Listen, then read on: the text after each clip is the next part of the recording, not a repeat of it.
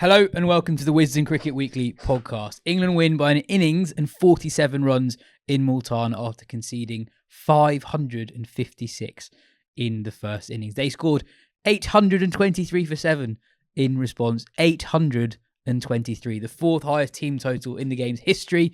Harry Brook became England's first triple centurion since Gooch in 1990. He combined with Joe Root for an all-time record England partnership as they both racked up career best scores before the bowlers finished off the job with nearly a day left spare.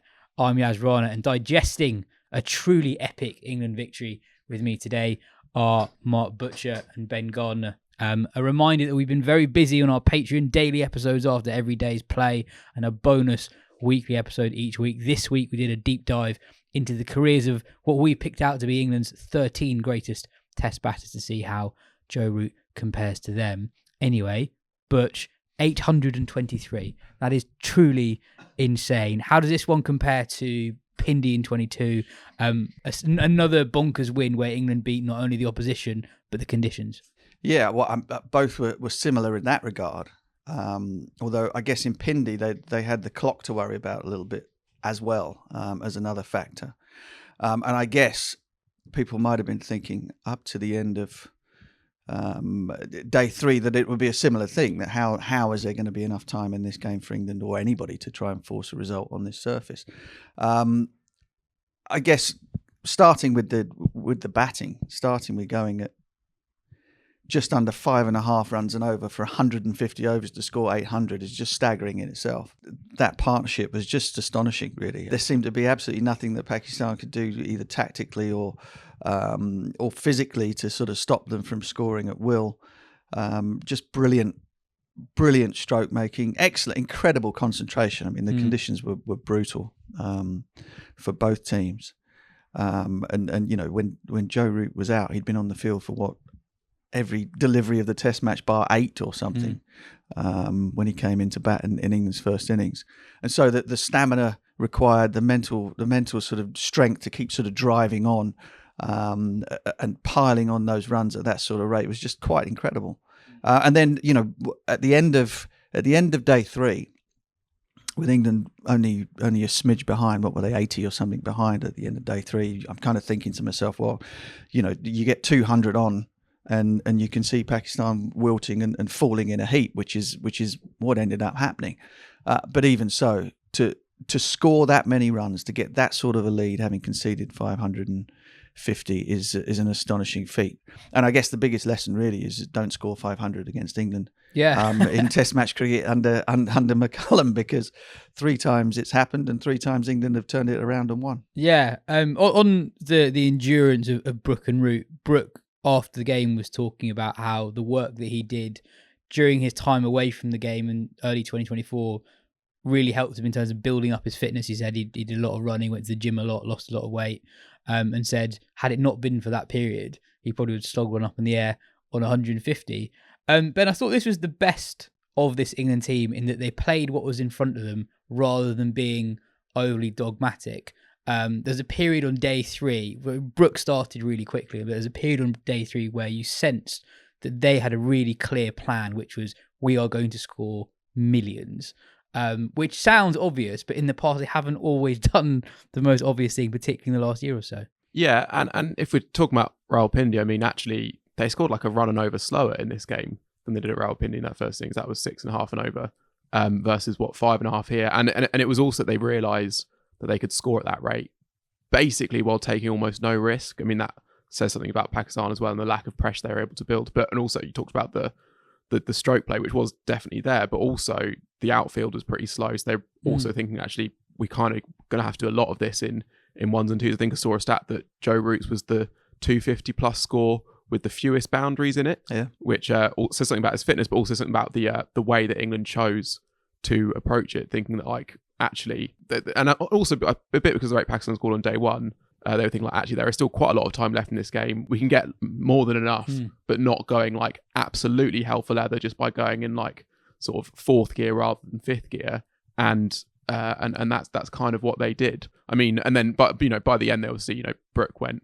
pretty haywire after lunch on day 4, and at that point you think, like, okay, Len Hutton's in danger here, and then thought Lara was in danger, genuinely, because he was scoring so quickly. It wouldn't have actually taken very long. Well, I mean, that's an interesting point because, Lara's 375 and then subsequent 400 were made in the pursuit of those records and not really worrying about getting the game won. Whereas England's main concern throughout was how do we get ourselves into a position to try and win the game. Otherwise the records were there for the taking, albeit that, by the end, both Root and Brook looked pretty shattered. It had taken a heck of a lot out of them. And so to go on and make perhaps 400 perhaps might not have been physically possible. But certainly in terms of England's thought was always, yes, the pitch is flat, but if we get ourselves into a position where we're 200 plus ahead, that third innings becomes almost impossible for Pakistan. They can do nothing really but lose the game from there. And so their main focus was on trying to manoeuvre themselves into a position to win the game, and the personal milestones, as you would expect, were neither here nor there. I don't know, did you see Root's interview at the end of day 4? He was so tired, he genuinely was struggling to speak. Yeah. like he sounded like a drunk man. He wasn't able to enunciate normally. I can believe it. Look, I think that's one of the things when we'll eventually look at sort of Pakistan and how they managed to lose the Test match. But I do think that quite often it gets completely overlooked as to the physical toll that being out there in the field. I mean, obviously England had been out there in the field for a long time to concede 560 first time round. But then you go out there in the field with the expectation that you're safe or that you've got half a chance of winning the game, and the opposition then goes blazing past you, and you find yourself in a position where you can only lose the Test match. Psychologically, that is a nightmare. And Pakistan, off the back of 5 losses on the bounce at home, were always going to be brittle and susceptible to psychologically breaking down under those circumstances. The old Steve Waugh mental disintegration thing around sort of sledging. That was cricketing mental disintegration. You keep them out in the field, you make them chase leather, you put them completely in a position where they can only lose, and then watch the dice fall as they will, which was 6 wickets for nothing and the game done. Yeah, it's probably something we don't talk about enough, actually, the effect of fatigue on players' ability to bat. There's the famous Steve Smith stats, right, Ben? That Steve Smith is someone who admits to not sleeping well during a Test match. You look at his record from innings 1, 2, 3, 4, it just gets worse. And to talk us through how Pakistan collapsed on that fourth evening. How difficult is it to go again when you've just been whacked for 800? It's really hard.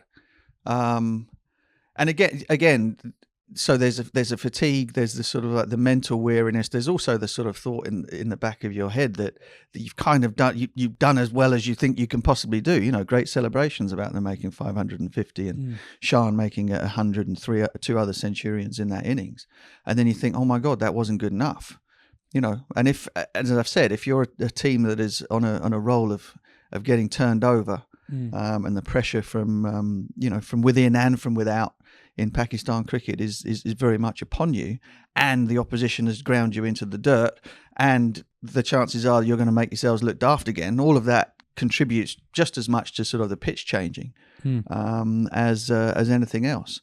And it was damn hot. I mean, it looked absolutely horrendous out there for the entire Test match. Yeah. And you put all of those things together, and a team like England, who having made 800 and having come out into the field with not much to do in terms of time that evening, we're always going to come out and put you under an enormous amount of pressure. Yeah, I think there was a lot of fatigue there, but I think there was also the match situation sort of messing with how they thought they should approach the situation, especially with how Pakistan have said that they want to go and play their cricket. It's the weird third innings, right? Yeah. That was a massive feature of the first year of McCullum, was that teams did weird things against England in the third innings, and this is a great example of it. Yeah, it is, but even more so because Pakistan have said they kind of want to be like England and never sort of, settle for a draw, always go for that win. And then also with the weird third innings thing of, actually, even though they're saving the game, runs are still important because, once you get into that lead, every run you score basically counts double because you're extending how long the opposition are going to have to bat.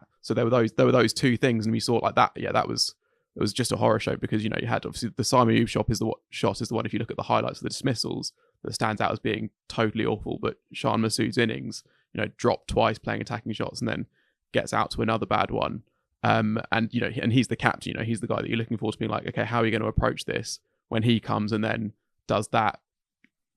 Almost you can see that is partly why the rest of them did that. And then he's in the dressing room kind of tearing his hair out at Shaheen and Naseem playing some attacking shots on the final morning. And it's like, well, look what you did in the previous evening. They're just following your example kind of thing. Back on England, 823 with an opener getting a duck and Wokes at 7 is totally remarkable.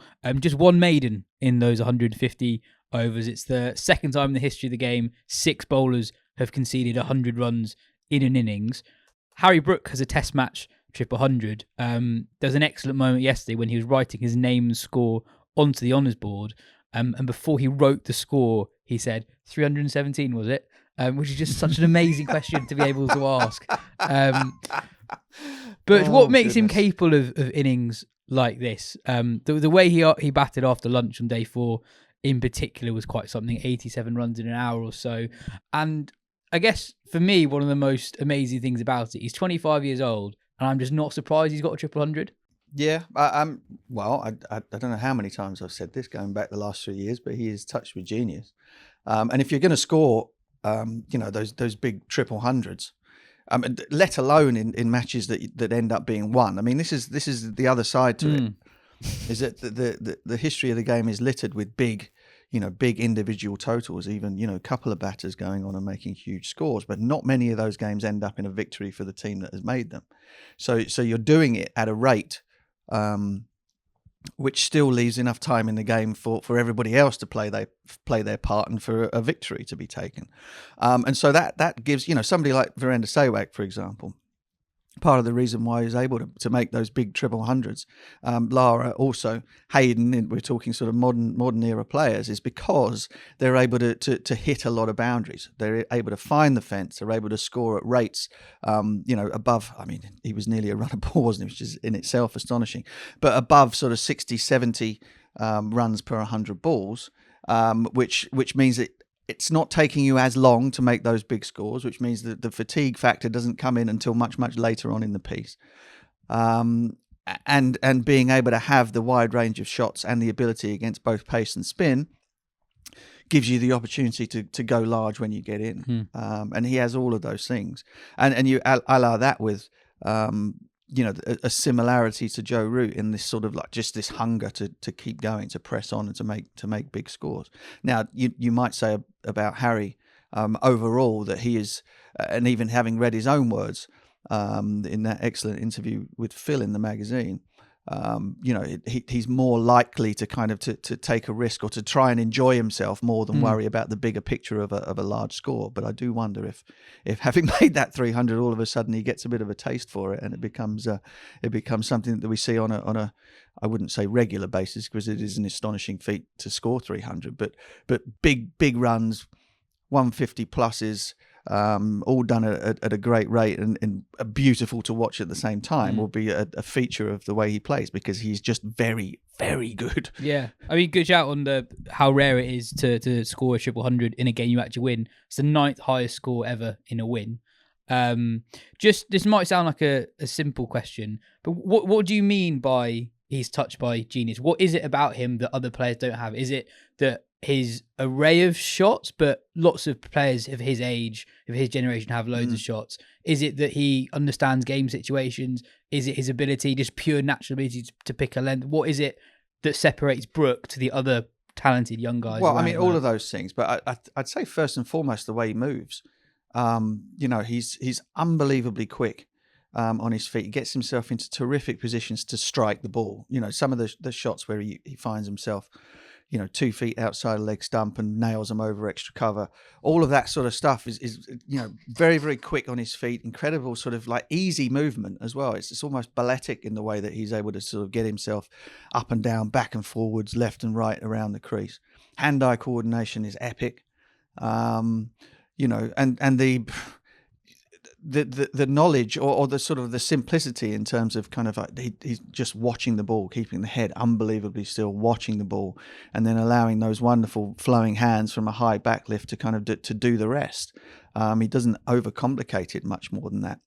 But it's not, you've seen it when you watch young kids play, or sort of talented young kids, or even gnarled old pros, and you kind of watch them get themselves into a tangle, feet all over the place, or not quite forward, not quite back. That very rarely happens with Harry. He just moves beautifully, and that I think is what separates him from the rest. And also, I think he's got like a real appreciation for the absolute fundamentals. Like he talks about admiring Root's ability to play it late, to defend it late, where you almost play it so late that it bounces up, and literally once actually hit him on the grill, and that was the only time I was in trouble. It hit the grill and rolled onto his stumps, and the bails didn't come off. Ben, Joe Root had a good game too. He became England's leading run scorer in Test cricket relatively early on in that innings. He finished with a career best 262. He has 18 Test hundreds since the start of 2021, which is as many as David Gower scored over the course of his entire 117 Test match career. I think Root would be in the top 8 century makers for England if he just took his career from the start of 2021. It feels like his game has hit another level over the last few years, and in particular, actually, since he was out ramping in India earlier this year. So since he was out ramping in Rajkot, he scored 1,171 runs at 90, 500s and 450s in 9 Test matches. Yeah.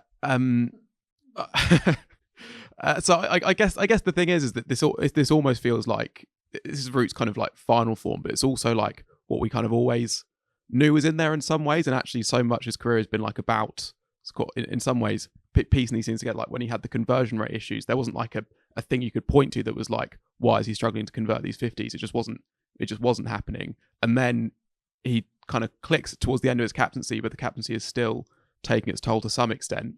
And then the captaincy comes off, and he was freed up in those first 2 years under Stokes Multan, but also almost freed up too much, even though, he was still, England's best batsman at that time, but still you felt like he had this other level to go to because he was sort of, doing the reverse ramps, kind of getting ahead of himself sometimes a little bit because he wanted to kind of have fun like everyone else was. And then now it's like he's not got that pressure of captaincy. He's kind of figured out whatever that thing was with converting 50s to 100s, and he's also not sort of like taking the mickey. Yeah, exactly. And it's kind of just like being the player that he kind of always has been, but just doing that every single time without all of the stuff that has been pulling him back at times. And the thing is like you look at it, it's like actually what is now going to prevent that? Like he's not yet, at the age where you'd be like that could be a factor. And he's got 2 more tests in Pakistan, 3 tests in New Zealand. We were talking about it a lot in 2021. He'd have caught Sachin by the end of the series if they got a couple of them.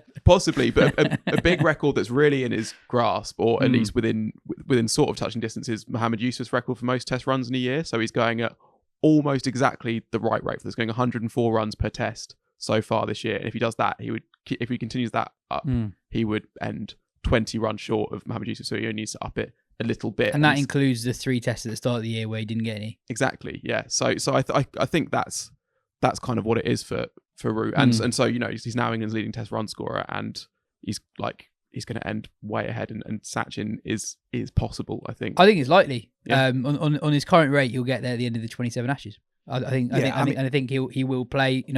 It's injury permitting, but Matt Roller makes this point a lot. Root has never missed a Test match through injury. 147 Test matches. Yeah, I mean, you always to bring golf into the conversation, if I may. But Tiger Woods was nailed on. To beat Jack Nicklaus's record of 18 majors, and then what happened, and he never got there. So you can never say with absolute certainty. But certainly in terms of his desire to keep pushing himself, to keep wanting to kind of be out there in the fray, to keep wanting to get up in the morning and do your warm ups and do the training that's required away from the game, and all of the other type of things that sort of feeds into being able to go out there and perform at that level over the period of time that he has done. Then there is no reason. Barring stuff that are outside of his control, but it's just the thing, I suppose, having been a massive admirer of him for forever, is just that, really. It's just kind of like the mental capacity for concentration, the desire to want to go on, to keep going out there, to keep facing up and to keep making big runs is astonishing. And long may it continue. It's a mug's game coming up with definitive rankings, but my increasingly the what I think about Root is just I can't believe he's English.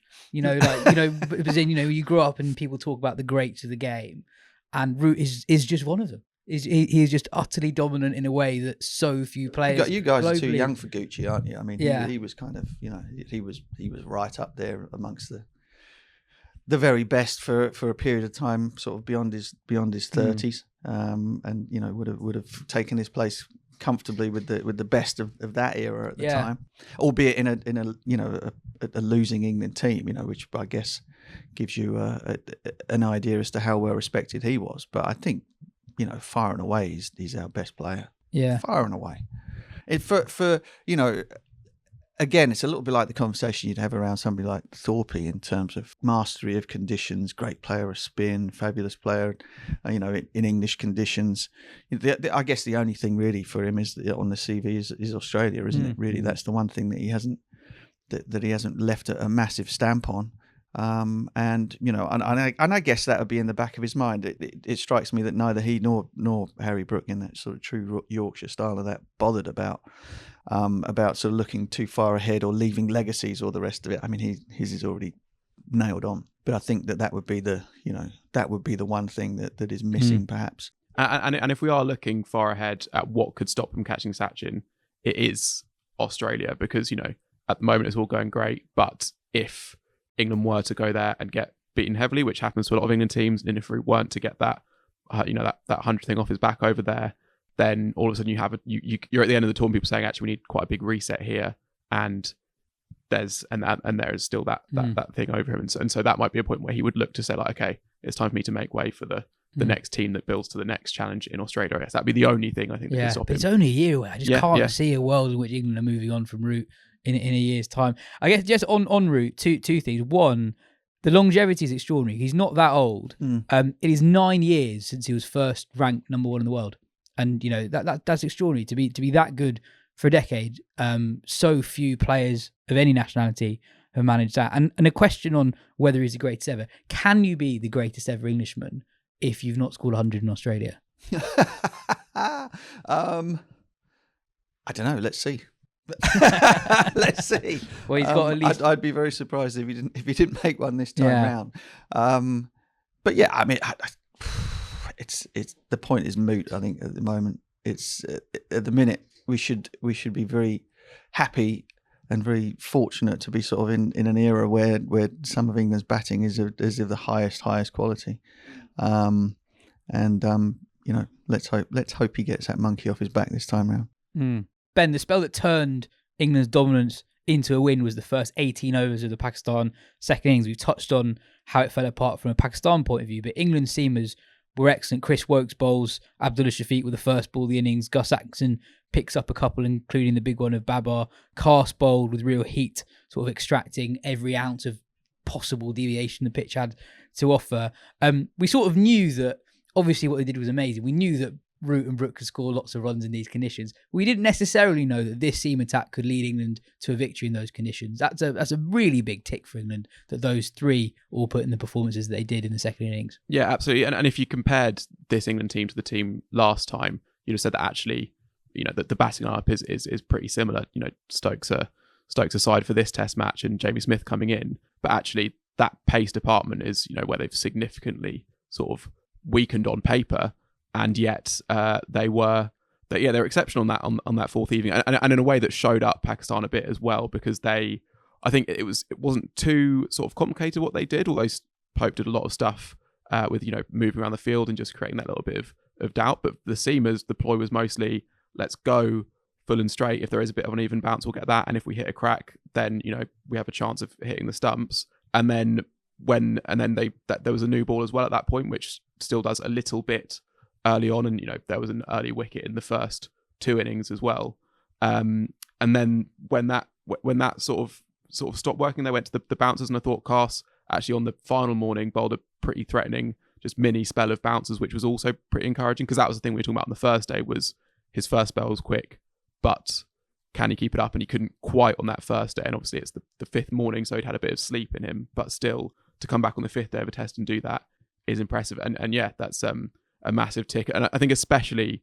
Cast, you probably would have suspected that Atkinson could do it after Harry went this summer. There's kind of all the tools there where he's sort of quick enough and accurate enough that that's going to be a proposition on kind of any pitches that can be pretty tricky. And Woakes obviously is encouraging, but it's Cast who's the kind of complete unknown and kind of a bit of a punt selection. Obviously not on the Josh Hull level, but his first class record is not outstanding, but he's got those raw tools of that pace and being able to bat at that speed. And then there was a lot of skill on show as well. So I think that, loads that's encouraging, I think. And also in Chris Woakes, even overseas, the new ball still does move occasionally. And two really important wickets into the game were from Woakes, not just the first baller in the second innings with Abdullah Shafiq, but also getting Babar Azam with that second new ball. It's a brilliant bit of bowling because he gets one to nibble away from Babar, then Babar sort of falls across the delivery afterwards and is trapped in front. Butch, what did you make of how the England seamers went, and I guess Biden Cast in particular on debut? I felt that they actually took a while to get into the test. They were quite expensive on the first half of the first day, and it felt like, I don't know, I was comparing to how England managed things in 2022, and England in 2022 were very good at just keeping the game on hold when there was nothing, whereas on the first morning they almost went too hard and were punished by Pakistan. Yeah, I mean, so Jimmy Anderson on the previous tour went at twos, didn't he, for the whole thing? So there was always a semblance of control there for Ben Stokes on that previous tour with much more experienced bowling attack. I think the interesting thing with Seam in Pakistan is a little bit like everything gets reversed. It's very, very difficult first innings or whatever to create any sort of control or find any sort of movement. But as the game goes on, the seamers come into it more, whereas everywhere else it's the other way around. The spinners are more expected as the game goes on. And look, it was damn hard work for them in that first innings, and they looked at times a little bit. I thought Pope went to the short ball ploy a little bit too soon on the first morning. Felt as though they weren't able to lock in on a on the right sort of like top of off, very, very dull, the same as you would bowl pretty much anywhere, but were unable to hold for periods that were long enough in order to exert some sort of pressure in that first innings. But in the second innings, with the game all of a sudden completely changed, with England being very much on top and Pakistan much less certain as to how they were going to go about it. They then zeroed in and didn't waste, hardly wasted the delivery. Length were great, and as Ben said, if you're around that sort of that really good area making batters play on a pitch where the ball is just starting to do a tiny little bit of something sideways or up and down, with a 200+ run lead, all of a sudden the game is very, very different. So big ticks. Tough game for Shoaib Bashir. Very, very young, very, very inexperienced, and he's having his first little wobble, I suppose, in the Test match arena. Jack Leach came in and does what you would hope he would do. He was pretty miserly in that first innings. Thank goodness he was actually in that first innings, and then picked up full for the death in the second. So all in all, given the conditions, nothing to complain about. I still think that they're kind of lacking a little bit of something, given that their batters perhaps weren't quite as brilliant as they were.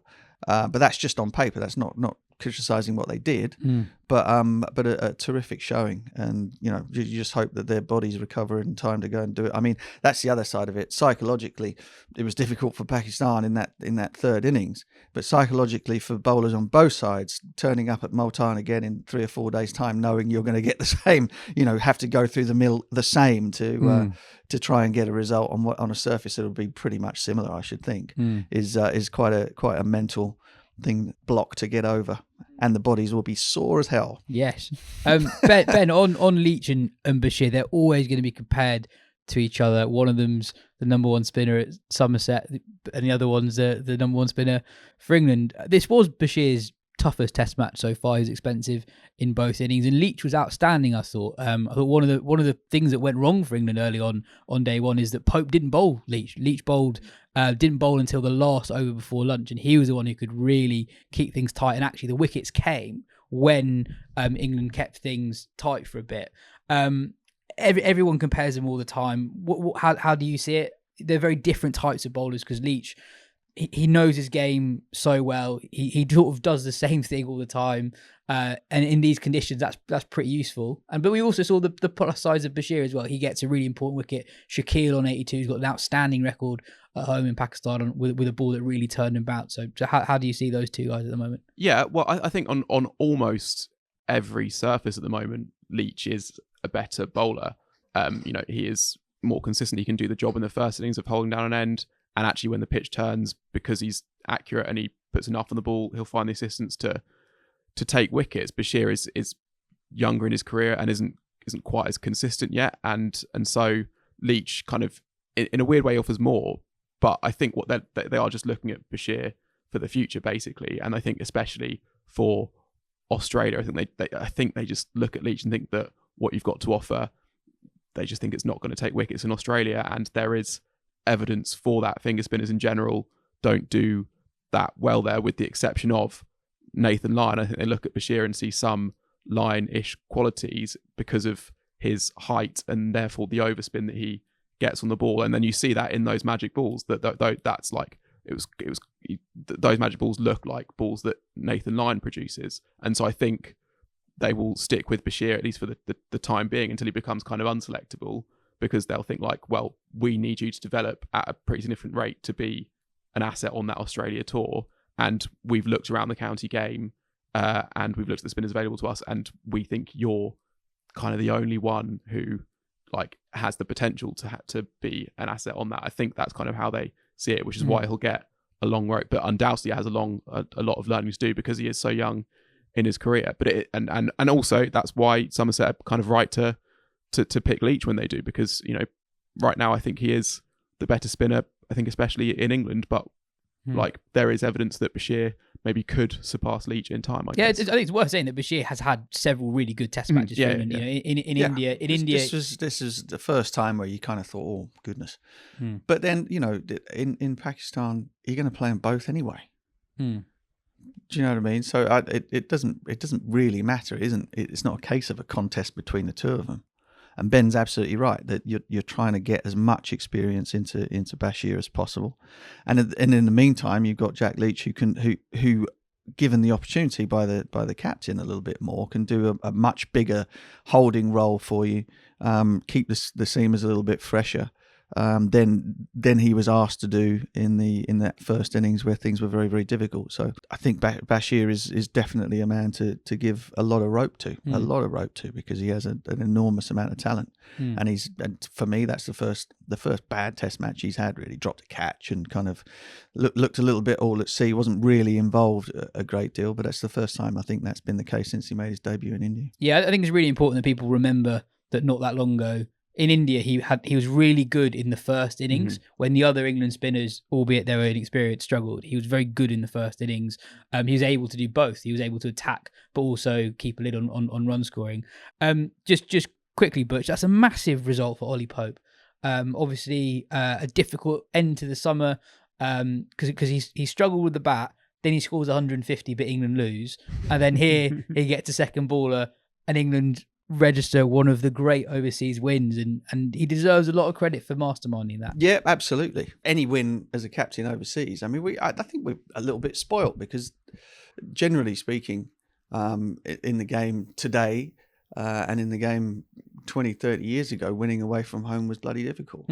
Let alone, I think it still is. You make the point that England are better away from home than people give them credit for. Yes, they get a lot more wins than a lot of teams do on the road. Australia being one, right? Yeah, England win in Asia more than Test Australia. match wins away from home deserve to be celebrated, and then if you're in charge of the team that does it, particularly in such spectacular fashion, then absolutely you get a lot of credit. I mean, I suppose you could, because the game was done, by an innings. That obviously the batting side of it was kind of was what won them the game. So you're less inclined to sort of talk about it in the way that you would have done about the way Stokes masterminded the win in Pindi the last time, which was as much about the captaincy as it was about anything else, allied with very fast scoring. But nevertheless, it would be a proper weight off for him. He might end up captaining the next game as well. I mean, it's very interesting. I'm guessing you probably lead on to it as to what England might do should Stokes be back, and not be able to bowl, which would be very significant. Well, I suspect that was already the case. What?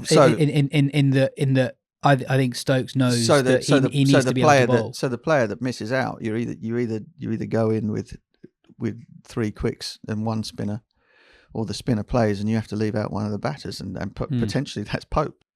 Yeah, but I think they've settled on you need 5 bowlers, you need 2 spinners, you need 3 seamers, and if Stokes plays, he has to be one of the 3 seamers. Yeah, I don't think they're gonna drop someone like Pope, given how much they've invested in him. Yes, but what I'm saying to you is if he's fit to play and they want him back in the side to bat at 6 and just be captain, then that's the only choice you've got. Well, the one other choice is to take the gloves off Jamie Smith, have Pope keep, as he did in Pakistan last time, which would be incredibly harsh on Jamie Smith. And I kind of think that Stokes, because if he's not bowling, then he's not 100%. And so, also he might think the team isn't going to gain so much by me being in the team that it's worth that kind of disruption. That's potentially the case. I mean, all wild conjecture, but if the captain welcome comes, to the podcast. If the captain comes back into the team and is unable to bowl, then the choices are Jamie Smith. I think is of too much value, not as a keeper, but as a batter in terms of trying to score at the rates that England want to score at. That. Then it becomes a choice between whether you play 2 spinners or 1, or you leave out one of the batters. And at the moment, the one batter that's probably the most vulnerable out of all of them is Pope, who only scored 150 a little while back. Yeah. So those are the conundrums. But it looks, just judging from what I was hearing from the guys out there, that he might not be fit enough to play anyway. So it's might not change anything. Ben, thoughts on how we should talk about the pitch, because the balance between bat and ball really wasn't there for the first 3 days. A lot of people were saying whatever happens on days 4 and 5, we should still punish pitches like this. Yet we got a result in 4 and a bit days. What do you think about the overall spectacle that we had on days 1 and 2 in particular, I guess? Yeah, well, I think you can extend that to 3 and 4 until Pakistan came out to bat, because I think what you want from Test cricket is to be able to switch it on for a period of time, and for that bit that you watch to be entertaining and to feel like there is stuff on offer for both teams, and that just wasn't the case for... How long have you been watching Test matches? Well, yeah, the thing is the game lasts 5 days, right? We have these bloody ridiculous debates about making Test matches 4 days because they keep finishing in 3.5. A Test match has the duration. You have 5 days to get a result in a Test match. It's not the game should last for 5 days. Sometimes the game is not very exciting. Sometimes teams are having to maneuver themselves into position to try and win games. And I think the most encouraging thing out of it, and one of the legacies perhaps of Bazball that we might see going forward, is that teams are doing their utmost, no matter what the conditions are, to try and make it so that that a game is won by the end of it. And that's always been in teams' gift, is to try to make whatever the surface, to try to give the opportunity for the game to be won and lost. And therefore, it's not taking any sort of blame or emphasis away from how flat the surface was. But cricket in Pakistan has always been, the pitches have always been like this in Pakistan. It's not like they're doing it on purpose. It's because they can't do anything else unless something drastic changes and they start flying soil in from elsewhere and using drop-in pitches and all the rest of it. That is what it is like. And you end up, Nasser always used to say, you in old money, that you hang in there for the first, 3, you maneuver yourselves into a position of parity, 3.5 days in, and then the game accelerates quickly towards the end, and that's what happened. It isn't a great deal of fun on the first couple of days, but sometimes life's like that, isn't it? It's not always sunshine and roses. The question I have for you then is, I totally appreciate Test cricket in Pakistan has basically always been like that. We talked about this on the Patreon the other day. Test cricket used to be really boring quite a lot of the time. If you look at the 80s, loads of series where like 5 test series is 1-0, for example. And a lot of those games don't come close to results.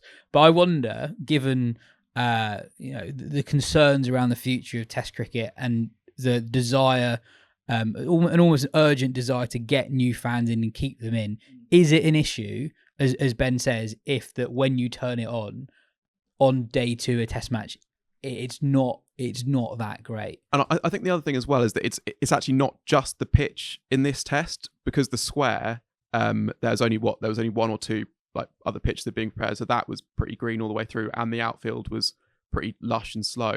We actually, reverse swing was just, there was a little spell of reverse swing that Pakistan got, but actually if reverse swing is more of a factor, then you do have that kind of ebb and flow throughout, say, a ball starting out new and there's a bit going on there, and then the batting side can get on top, and then maybe reverse swing comes into it, and then you're looking at how quickly can we go before that second new ball comes around, the cycle kind of begins again. Whereas with this, it was kind of, you had maybe like a 15 over window with that new ball, and then it was kind of like batters, there wasn't much that bowlers could do to manufacture a wicket other than through batter error, basically. And that's the thing for me. But no, I don't disagree. I mean, crikey, if all Test cricket was like that, then the game would have died a long time ago. But the fact of the matter isn't, is it? I mean, that's the point. Is that we had a summer here where, at times 300 looked out of reach. It was going all over the shop. It's different. Yeah. And you have different ways. That, again, the attitude of the players to the idea of, can we still manage to manufacture a chance of a result out of a surface like this? That's the big change, because in the old days, the game would have gone along, both teams scoring at 3.5 and over, and it is a draw. It's a nailed-on draw because no one is making the effort to try and put some time back into the game on a surface where batting carries little jeopardy. Yeah, I think one of Test cricket's great strengths is how different the game is depending on where in the world it's played. Yeah. And I thought in this Test match, even though day 1 and 2, not edge of your seat stuff necessarily, but I did really enjoy sort of trying to work out what could happen. It's like, because especially with this England team, you know they're going to try and win, and just working out like, okay, 550, it's a lot of runs, but England have started quite well in the second innings. What is England's map to victory? And seeing them do it, even though conditions were in the favour of the batters, it was extraordinary to see the level of skill to be able to score 800. It makes it incredibly satisfying for the winning team. I guess there's another factor here, and that is that you're bowling attacks, a Pakistan bowling attack that doesn't have sort of 90 mile an hour plus bowler in it, doesn't have a leg spin bowler in it, sort of makes the fare at times a dull and attritional, because the ability of the bowlers, perhaps on both sides, really being a little bit unfair. But I think I don't think that's a sackable offence on my part. Is that there was a little bit of a lack of kind of like something really special from the bowling attacks on both sides. And that in itself, then provides that little bit of theatre and drama at times. And for Pakistan, they've got to find a way of getting the undoubted sort of talent that they have knocking around in the country. For bowlers who can bowl quickly, they've got to get them up to a state of speed whereby they can last for longer than 4 overs in a T20 game. Well, that's what is so disheartening watching that Pakistan performance, is that they had their best players in the park. Shaheen Afridi is not the bowler that was pretty much the top of the world 3 years ago. He's still in his early 20s. Naseem Shah, there were glimpses of him at his best, and I actually thought he bowled pretty well in this Test match. He was very unlucky. Pakistan did not catch well. Actually, England didn't catch very well, but they got away with it. But it is concerning that Pakistan's most talented young bowlers are not able to sustain spells for very long. That's partly because of the lack of red ball cricket they play. The pitch is obviously, if you're trying to get young guys playing Test cricket, wanting to play Test cricket, they're probably not overly enthused when they rock up and see a pitch like that. But it is Pakistan cricket basically feels like a mess at the moment. They've lost a lot of games in a row against some opposition they'd be expected to beat. The change all over the place is just chaotic. Every turn, it's just changing chair, changing coach, changing assistant coach, changing captain. It's not great. at the moment. But you spent a lot of time in Pakistan. You can almost sense it even from the commentators in that there's a rush to panic in their, when they're trying to dissect what's happening in front of them. There is it's chaos really, and it perpetuates itself. You kind of get a reactive decision to a loss. Everything changes, then another loss comes along, and you feel as though you've got to change it then as well because you've just changed it in the past. There's no longevity. I'm going back to the recent past when they gave Mickey Arthur the job as sort of like the director of cricket, but were happy for him to do it from Derby. Yeah, do it over Zoom. Just madness.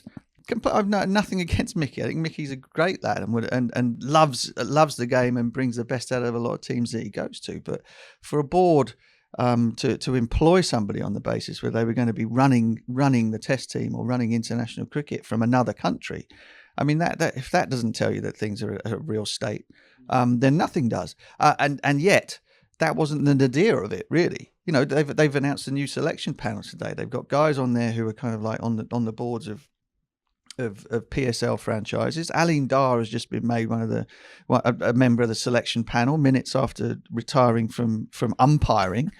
Just on Alim Dar, I just wanted to read what he said when he retired from umpiring last week. Go on. This is only last week. All great journeys must eventually come to an end, and the time has come for me to focus fully on my social and charity work. My hospital project and other initiatives are very close to my heart and require my full devotion and attention. I like the insinuation there that being the Pakistan selector is charity work. Charity work. Well, perhaps it is, but that sort of imagine, and I don't say that the players don't take this stuff out onto the park, but I did play quite a significant chunk of my international career in the 90s, whereby there were a lot of very talented players knocking around, but it felt as though it was every man for himself. And when you have chaos from top to bottom through an organisation, then it shouldn't come as any surprise to you that people kind of close ranks and kind of, I'm looking after number one here because it might be me next week. Somebody else is going to get sacked the next week. It's his fault. It's their fault. It's the groundsman's fault. Whatever it is, and therefore, extrapolating that way out onto the playing field. Does it come as any surprise that when Pakistan get put under a little bit of pressure, they fold like a pack of cards? That there is no, from top to bottom, there doesn't seem to be any sort of cohesive plan. There doesn't seem to be any sort of togetherness in terms of this is what we want to do and this is how we're going to get there. And as a result, you end up with sort of consistent madness and consistent losing. 6 test matches in on the bounce at home now. I mean, that's the guys were talking about it today on the TV. It's difficult enough to win away, and if you're getting turned over all the time at home as well, then you're going to end up bottom of the World Test Championship, which they are. And it's 11 in a row at home without a win as well. And I think so. One thing that's on the root cause of the disruption is that the PCB chair is basically a political appointee. So whenever the Prime Minister changes, then the PCB chair changes, and then obviously they then have a different set of people they want to bring in. So that it kind of all goes to the very top, basically, why that happens. And I think that you talked about, how that bleeds into the dressing room. And I think that Babar for a time was able to kind of insulate this, what was at that point a young team, from that. And you see it still like going through maybe to the 2022 T20 World Cup final, that was when, that it felt like at that point, like this team was kind of growing and building under him, but that bubble's just been burst basically. And even you can say, fine, go back to him as captain if he was able to sort of create that environment. But now that the bubbles, you can't get that toothpaste back in the tube. That's just that's happened now, and you can see those things starting to. And the guys aren't even angry at each other. I think the players, they're not like, it's not like Shaheen doesn't like Babar or that Shan Masood doesn't like Shaheen or whatever. It's just that they are a bit more self-interested. So Shaheen is angry at the board for how he gets sacked as captain, but is therefore pushing forward his own case, and therefore the other guys think, well, I'm pushing forward my own case now. It's not as if there are factions working against each other, it's just they're working for themselves in a way that wasn't the case not that long ago. 2 years ago really was like actually when the team really looked like a team on the up. I remember 2021-22 T20 World Cups where Pakistan did well in both tournaments. They had this new young core that felt like they weren't stained by the mess of previous regimes. They did really well, and you're right, it did feel like they were insulated from it, but the last 2 years the wheels have just completely come off. And I guess, like, are we basically saying that it's basically impossible for a captain and coach, because you look at the Pakistan setup. You've got Jason Gillespie as their coach, very successful coach, part of an immensely successful Australian team. They've got an ex-Australia coach, Nielsen, in, who is, he coached Australia when Ponting was captain. It's very hard for those guys to come in and implement what they want to do when there is this chaos and lack of consistency in selection, in personnel more broadly. Yes. I mean, it's a very alluring post, I should imagine, to take on Pakistan from a purely cricketing point of view, with the talent and the love of the game in the country. But I should imagine it's incredibly difficult to kind of make things happen, because it just doesn't feel as though everybody is pulling towards the sort of like the end goal of you being the best in the world. There's a lot of self-interest there, perhaps. So, and until such a point as there is yet another clear out, or at least there's a sort of like a year zero where, okay, well, this is what we're going to do. These are the people that we're going to have in charge, trusted. The sort of the ex-player thing. If people kind of get annoyed at us lot criticising sort of England teams or England players or having our opinions or whatever it might be, then multiply that by 1,000 in Pakistan. Everybody comes out of the woodwork and they're slagging off individuals, and when really and truly, it's kind of like the whole that is that makes life incredibly difficult for whoever takes over, whether they're from overseas or not. And you have to wonder, successive sort of supremos have been brought in from overseas, and you have to wonder, my goodness, do they not have trusted or sort of valued people from within who are capable of sort of driving this forward, of knowing the game and the culture inside out to an extent whereby you can have a Pakistan team. At the moment, it seems like no. It feels a little bit to be like Man United. Like the culture is so rotten, it doesn't really matter who you have in, because they're just unable to. What can you do? Yeah. What can you do? And so many people have had a go. You can't really have a go at the guys who failed, because everyone has failed. Yeah, it's just funny Butch mentioning Mickey Arthur being the online coach and that being an indictment of Pakistan cricket. England would never have a guy just coaching from on WhatsApp on the eve of a big game, would they? Well, only for a couple of days. Yeah. Not for an entire 3-year contract. Yeah. Well, it is interesting. Pakistan scored 556 with Jimmy in St Andrews, and then 220 all out when Jimmy's in Multan. Ben, just on how Pakistan did in the field, on the same day that they finished 6 down, England scores 331 runs in 49 overs. They were just say that again. on the same day that Pakistan lose 6 wickets in 25 overs. Earlier in the day, England scores 331 in 49 overs. Going at 6.76 runs and over. But they were really passive, really, really passive.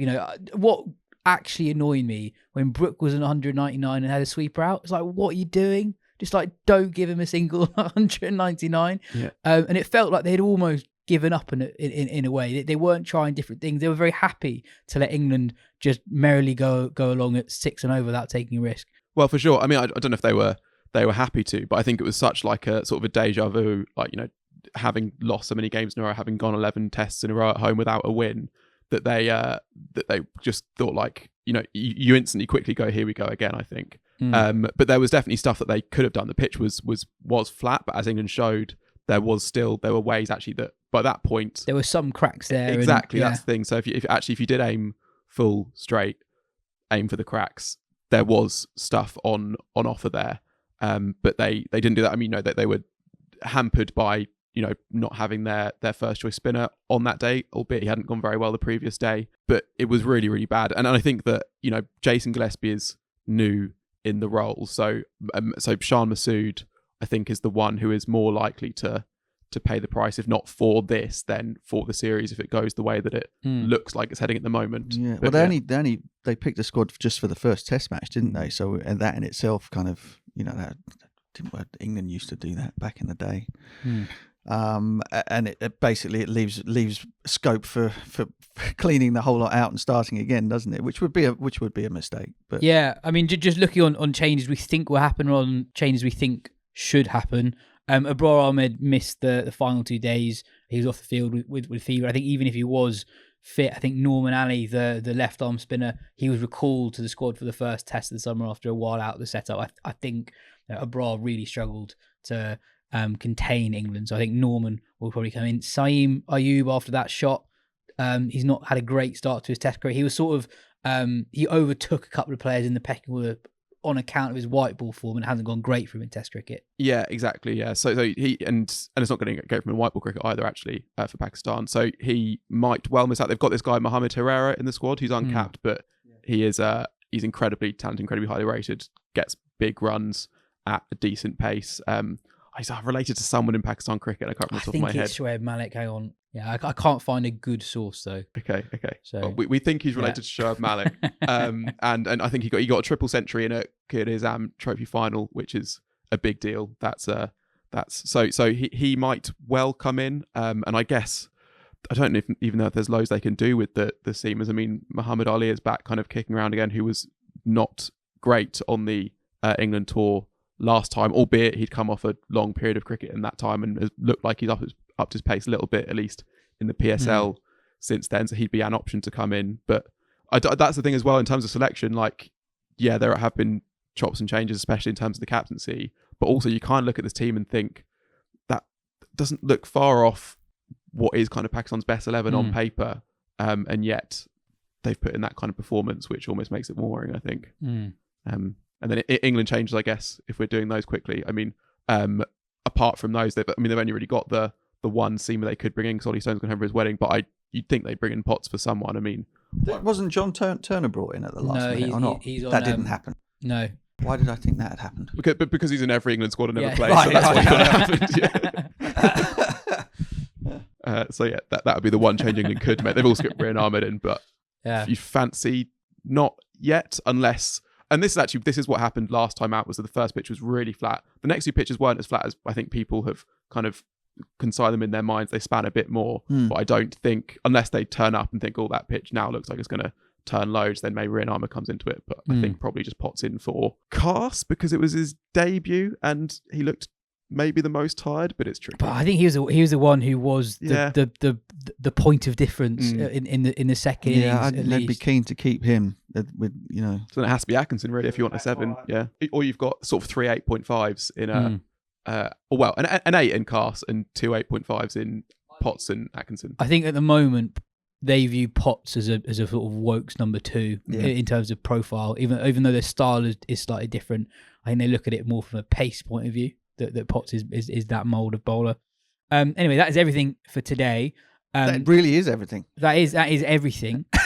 We will be back throughout next week with Patreon dailies after every day's play, and a bonus episode, weekly episode every week. So get involved in Patreon. Lots of you already have done that. Thank you for your support so far. For your non-Patreon listeners, we'll be back after the second Test match in Multan. That will be the end of next week.